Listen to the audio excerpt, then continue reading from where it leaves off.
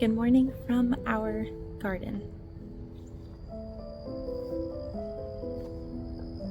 When I last left you guys with the garden, the last time I showed it, I feel like we were still really well into the summer garden, and now that we've come back from the trip and the temperatures clearly must have dropped, we're definitely starting to move towards the fall garden. Everything is starting to kind of yellow and some of the leaves are defoliating, which is of course normal and to be expected, but I do want to appreciate and kind of savor the last little bit of the green garden and the flowers while I can. So since we've been home, I have not even really had a chance to come outside, so I'm out here early this morning, just kind of taking a little walk and appreciating everything.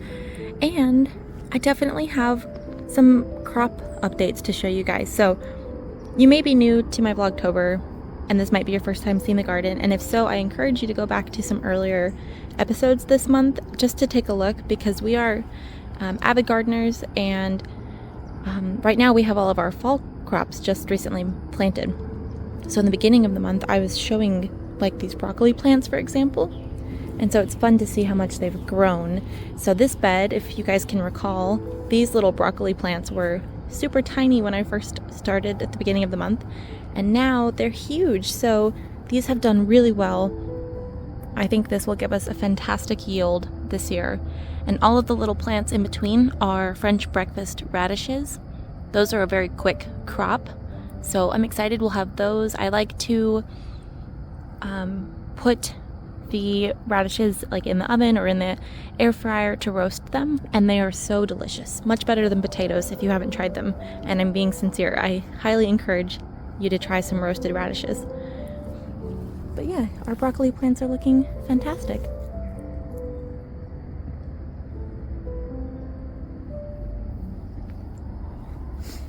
And then over here, so over the summer we had a ton of tomatoes.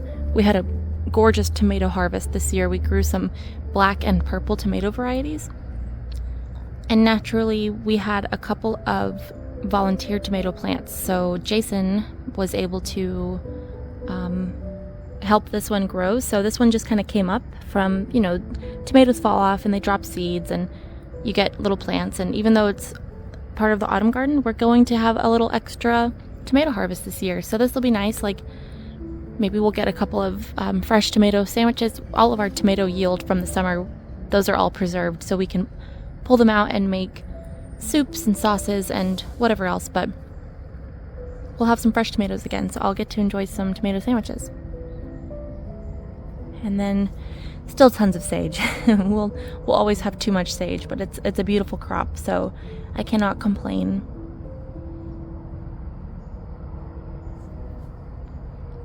This bed has been full all summer of peppers and different things, and some of it's kind of starting to taper off, but I do see some, if you look in the center of the bed, there are some more radishes it looks like my husband planted, so we'll have a good few more there. These pepper plants are still going very strong. Jason's already made us quite a bit of hot sauce, like a kind of like a sriracha style hot sauce, although spicier. And all of these butternut squash plants, this fence was completely covered. You couldn't even see the fence before with butternut squash plants, and we got a huge yield off of it. But the amazing thing is we never plant squash. They just come up. So that's such a wonderful gift from the garden, those volunteer plants. And it looks like we have one little butternut squash still making its way.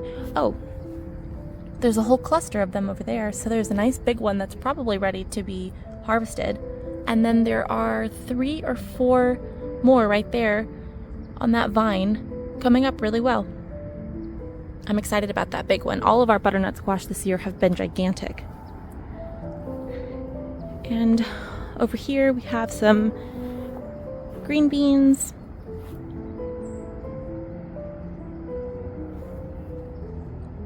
The basils.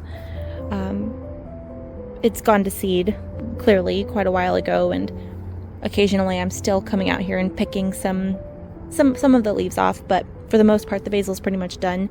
We were not very good about preserving it this year. Last year We blended all of the basil, which was a lot, with olive oil, and I think we did a little bit of salt and pepper, and we froze them into cubes so that we could have quick, kind of like a quick basil and oil base for soups and sauces.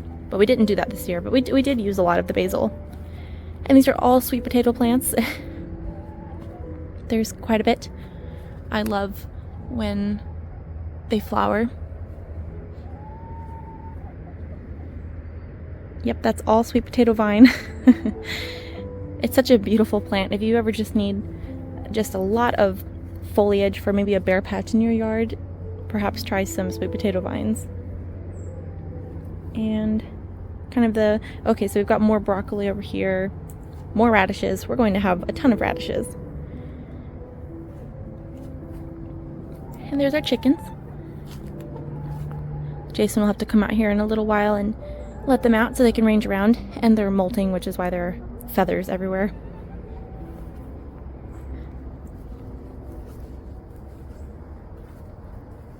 We must have had some wind last night because some of our buckets are knocked over all over the place. You can see from here that the Julia Child roses are still flowering up there, so that was a really nice investment. Definitely a prolific flowerer. And that's our cherry. I think it's what was it? A weeping cherry tree, and we planted it last year. We keep having. I keep wanting to plant like a pink flowering tree. No luck so far. This one at least didn't flower this year, but it has definitely gotten taller. The branches have gotten really long. My husband's actually trimmed it back. It's defoliated now. It defoliates pretty early in the year, we've discovered, from last year and this year. So that's kind of just going to be some sticks for a while, but it's covering the roses. And this butterfly bush is still so prolific. The smell is incredible. You have to, if you've never smelled this plant, you've got to go to a nursery and seek some out and then smell it, especially in the summer heat. It is so sweet. It's probably the most fragrant flower in our garden. I'll be interested to see next year when we grow sweet peas how that compares, because I've heard sweet peas are such a fragrant flower, so it'll be fun to see how that compares to this scent. But we have butterfly bushes in like every color, so we've got white and pink, purple, red, and they're all lovely. And this all just looks beautiful right now. I'll be very sad when this part of the cottage garden is done for the year.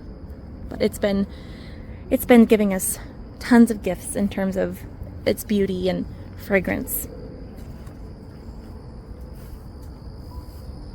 One of my favorite plants in the garden is back here, and this is a summertime plant. That's a strawberry Sunday hydrangea, and this year it was beautiful. So in the fall, our hydrangeas really do kind of taper off, but in the summertime it produces these gigantic conical blooms that start out creamy and then they turn pinker as the bloom goes on.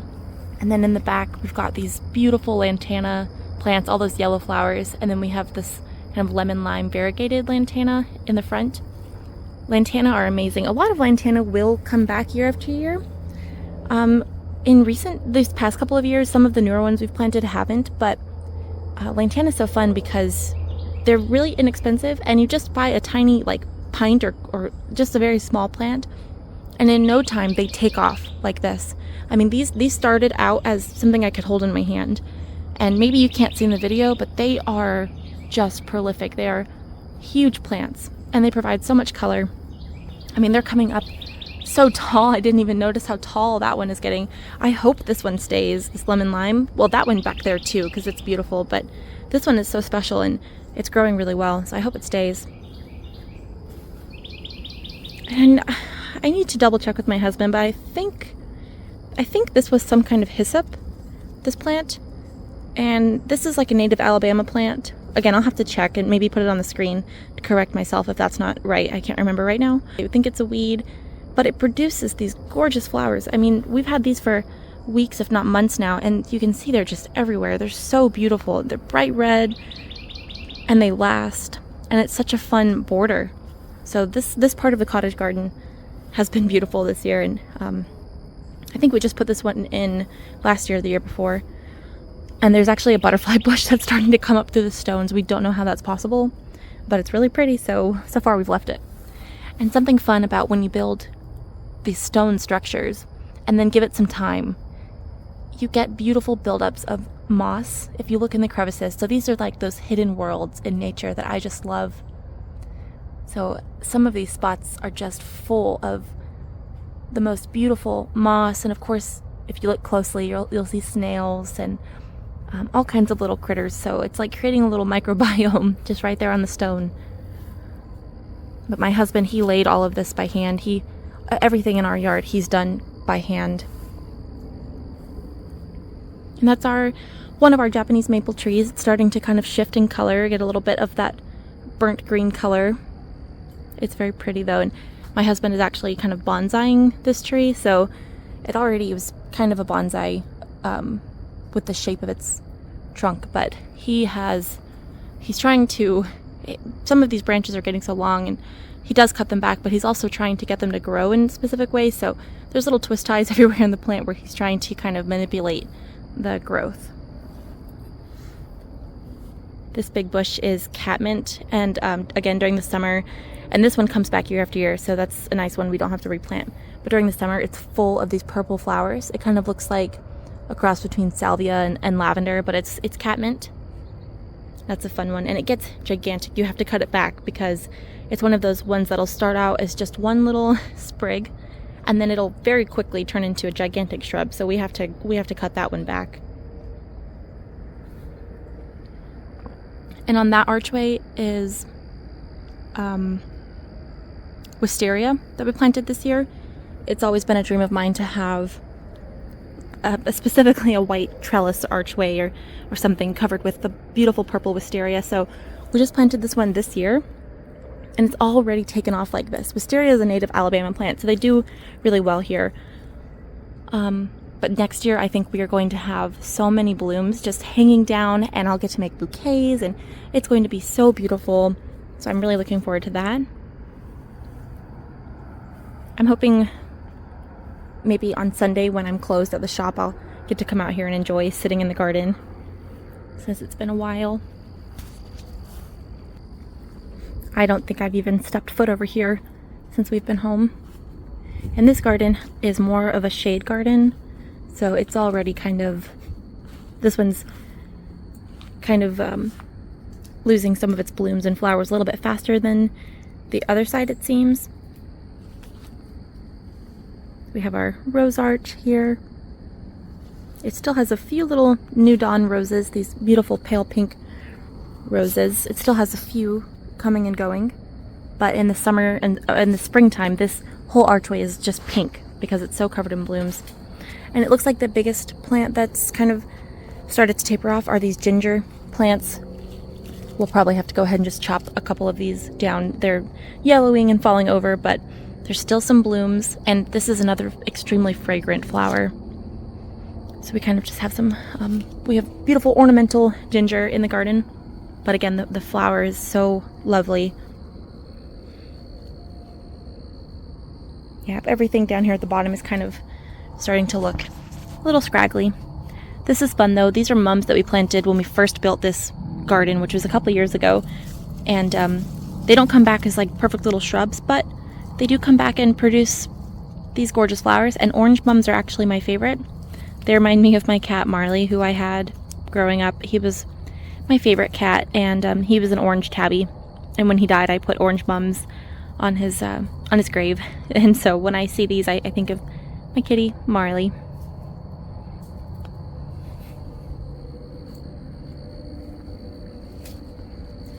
The impatiens are still coming strong. I imagine this will probably not last too much longer. I am seeing where it is starting to kind of taper off, which is sad. This has been such a stunning plant all year.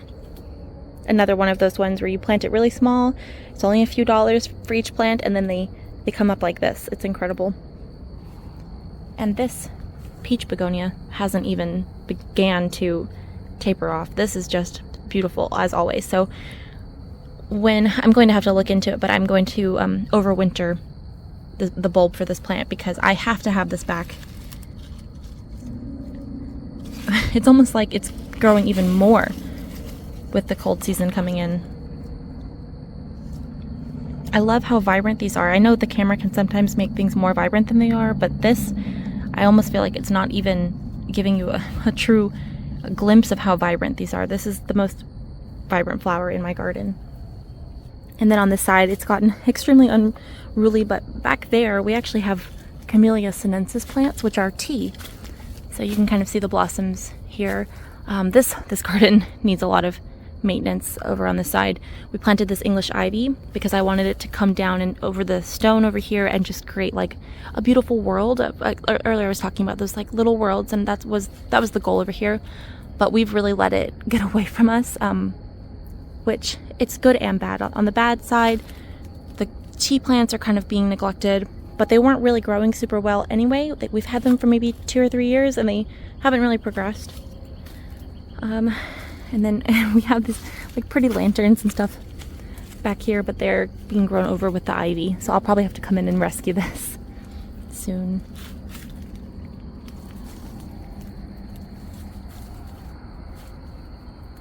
I love having solar lights everywhere in the garden. I don't come out here often enough at night because of taking care of my daughter, but I am looking forward to a time when I'll be able to come out and sit in the garden again in the evening and just enjoy the light that's everywhere in the garden.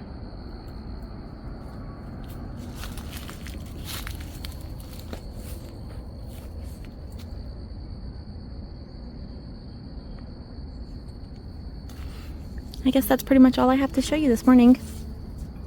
I wanted to show you guys this beautiful book that I picked up on our travels. When we were driving through Harrisburg, Pennsylvania, we made a stop because I really loved that town. And when we were walking around, we came across this beautiful bookstore. I could tell it would have been a spectacular bookstore to spend time in, but outside the streets were full of carts of books, and if you go back a couple of vlogs, you'll see that.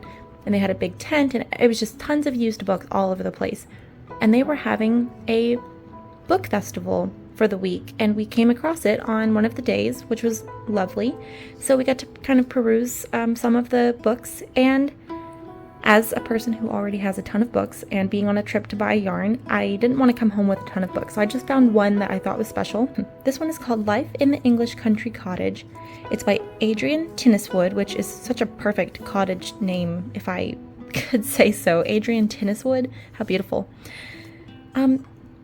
But yeah, I came across this book, and I'm going to take off the cover because it's a little bit, for the video sake, I'm going to take off this cover and show you guys the book.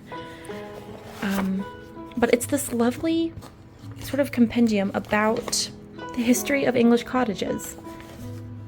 So we have this brown hardcover with the gold lettering on the spine. It's very pretty.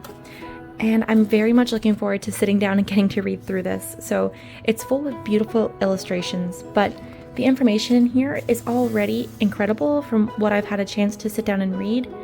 But the artwork is so beautiful. I think if you're watching my vlog, then you probably are a person who could appreciate something like this, which is why I wanted to share. Lots of beautiful paintings in here. And then here are the chapters, which I think are very interesting. So for the most part, they're separated out by time periods. So chapter 1, to the manor born, from 1066 to 1500. 1066 is a very interesting year in English history. And then it goes to the Great Rebuilding, 1550 to 1690.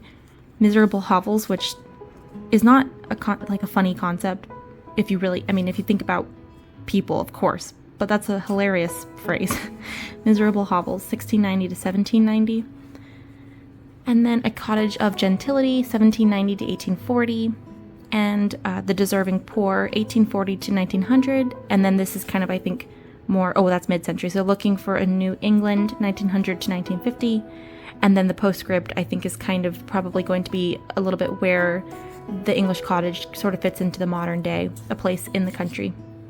So yeah, I'm extremely excited to read through this book. I'll share snippets with you guys if I have the time as I'm going through it, but it's just already full of amazing information. The quote here, you can pause the screen if you'd like to read it, but the quote here I thought was hilarious.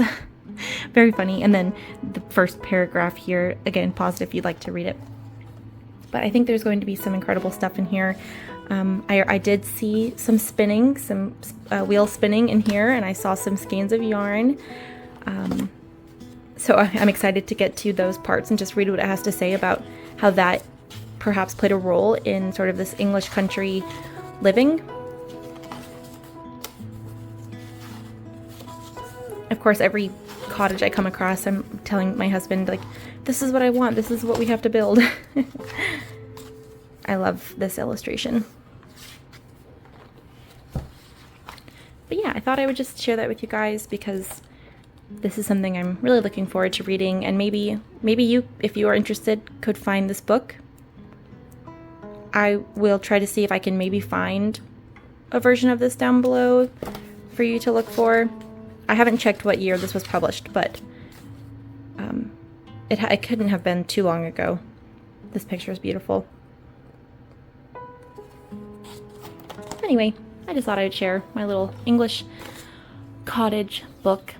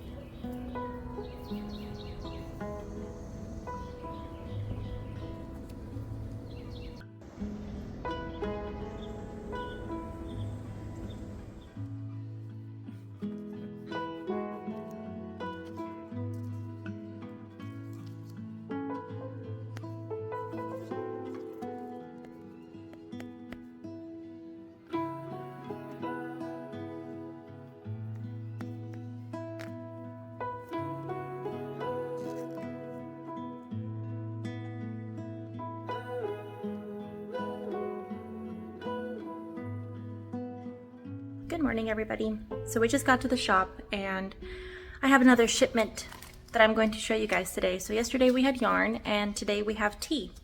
So I carry the Plum Deluxe hand blended teas line. This is from Portland, Oregon, and I would like to expand and offer some other teas soon when we're in this space officially and have more room for it.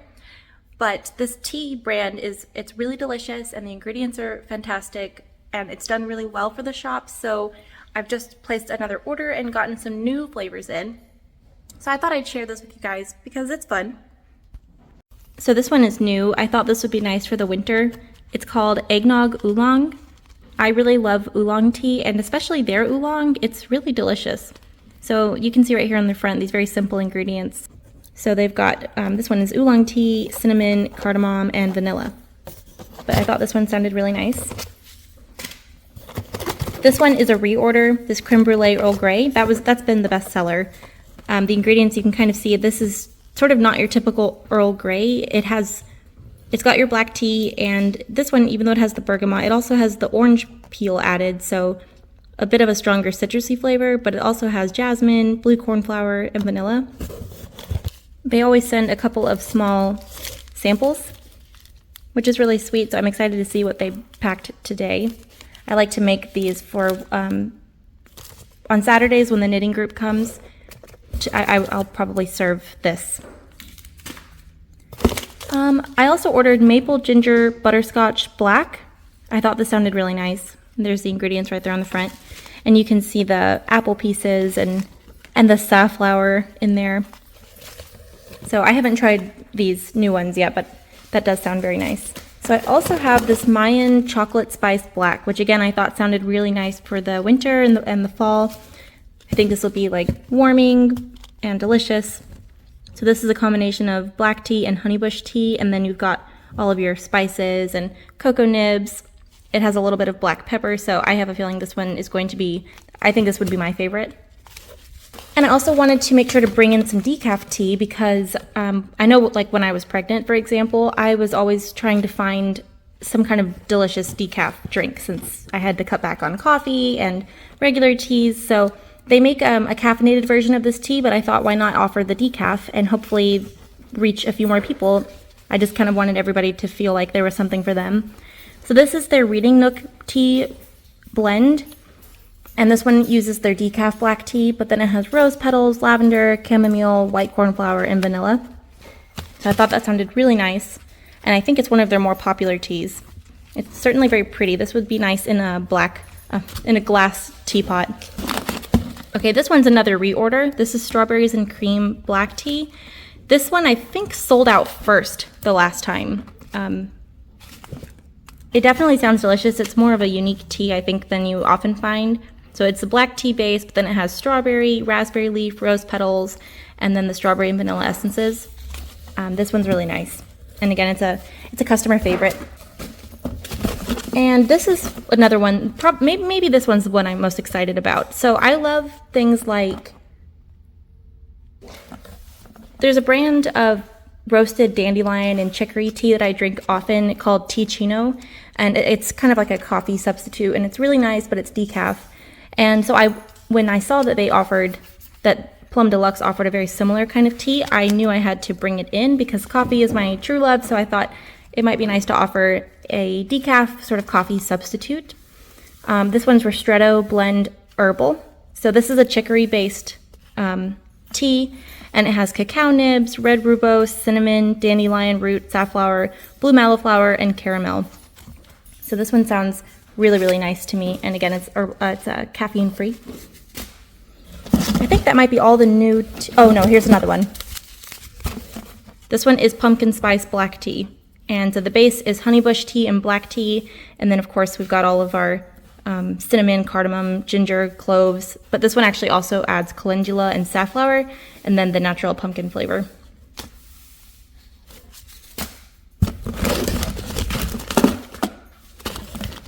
Okay, here's another decaf. So I guess I got 3 decaf, I think. Is that what it was?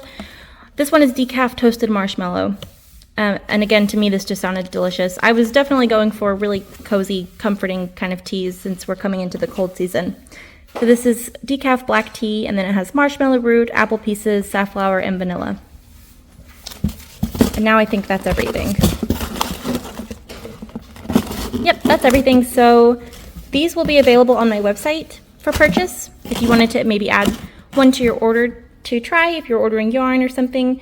And they're also available in store. So I can't wait to set up a nice big tea selection in the new place, but so far these little compact pouches are nice in my small space. The little samples they included. This one is not one that I ordered, so it'll be nice to try this and see if maybe I want to carry it in the future. But it's chocolate caramel macadamia nut herbal. I think that sounds really nice. I don't think I've had any of their green rooibos teas yet. I could be wrong, but that'll be fun to try that one. And this one does contain walnut and macadamia nut, which thankfully I'm not allergic because that sounds really nice.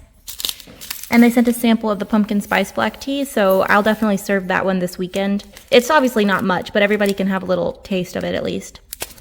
And here's an Earl Grey from them that I haven't tried. I think this one is probably a little bit more of a traditional Earl Grey. This is black tea, orange peel, blue cornflower, bergamot, and vanilla.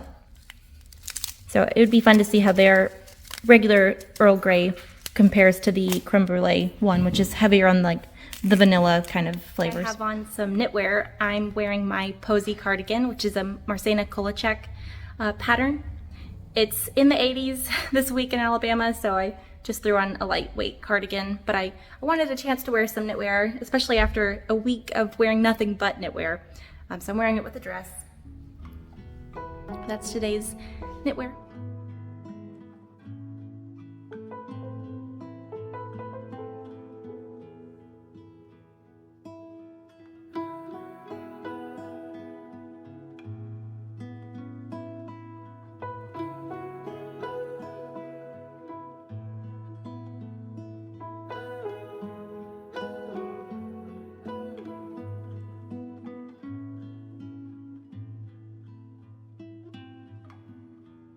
I'm about to get to work on putting together some of the furniture, so wish me luck because it's all IKEA, and yesterday we built one small cabinet, and well, it was like reading hieroglyphics, so yeah, wish me luck.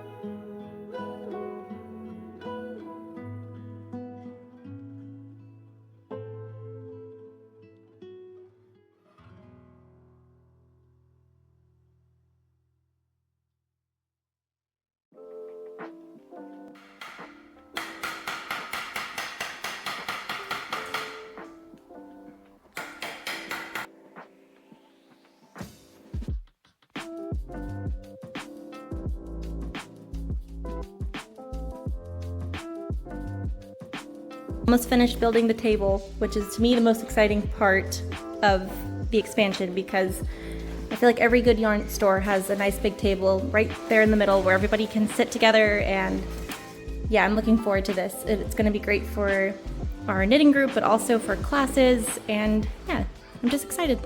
So there's our table. It's awesome. It has this removable leaf so that I can make it a nice long table if we have a class or a ton of people all at once. But I'm ready to put this where it's gonna live, wherever that is. This little bag and all of these things went flying everywhere.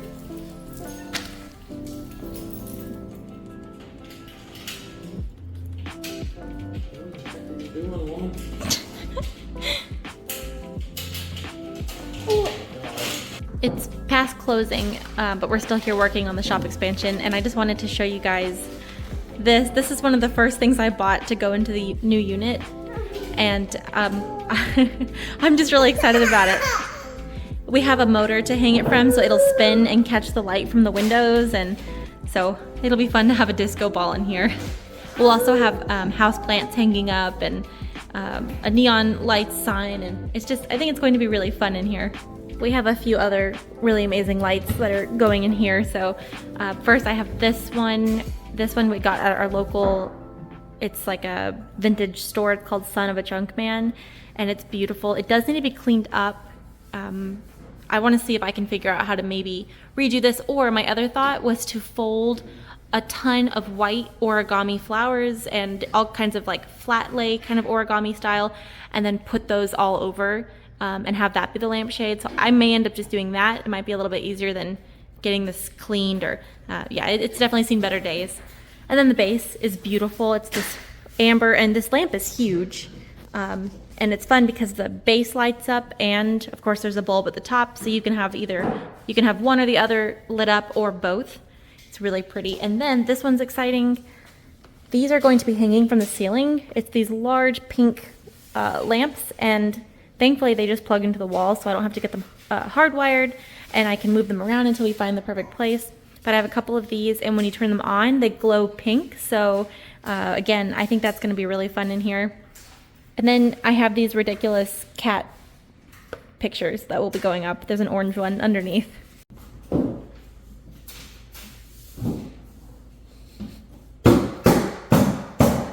We are about to leave the shop for the day, finally. We're here an hour and a half or so past my normal closing time, but we did get a lot done in the new space. So we built a lot of the furniture. What else?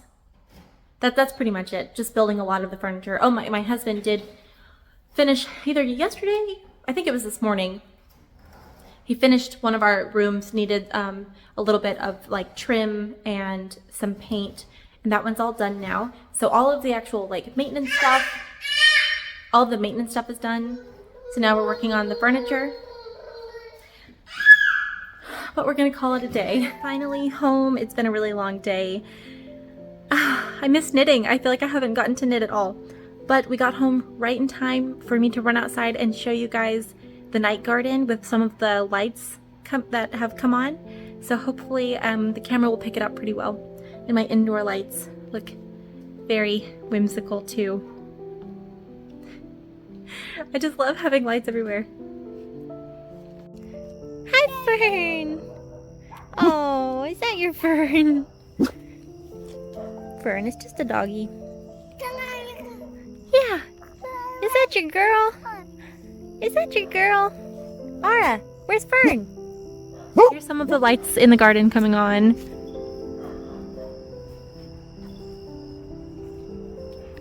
These always just make me so happy, especially in the springtime when this was so lush and full of plants, and then it was just these like gorgeous little drops of light everywhere.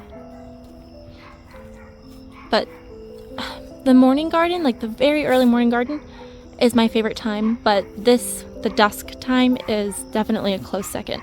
It's so pretty. Here's one of our poor little chickens. She's molting like crazy, especially compared to the other two, but they're getting old. They're I think 3 years old, is that right? 2? Are you sure? Oh, well, maybe not as old as I thought, but still. So yeah, this one's molting pretty well. Pretty good. Pretty much a lot. But she loves to be snuggled, as they all do. And there goes a feather.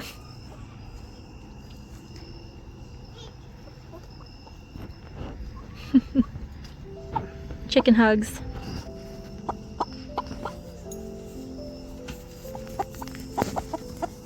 Jason likes to massage them.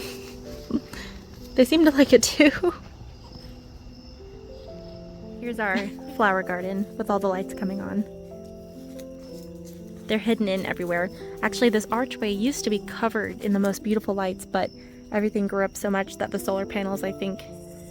Well, the solar panels are still... Anyway, what I'm trying to say is, I think the lights on the archway, I had them for a couple of years, but I think they've pretty much just gone out, so I'll have to replace them.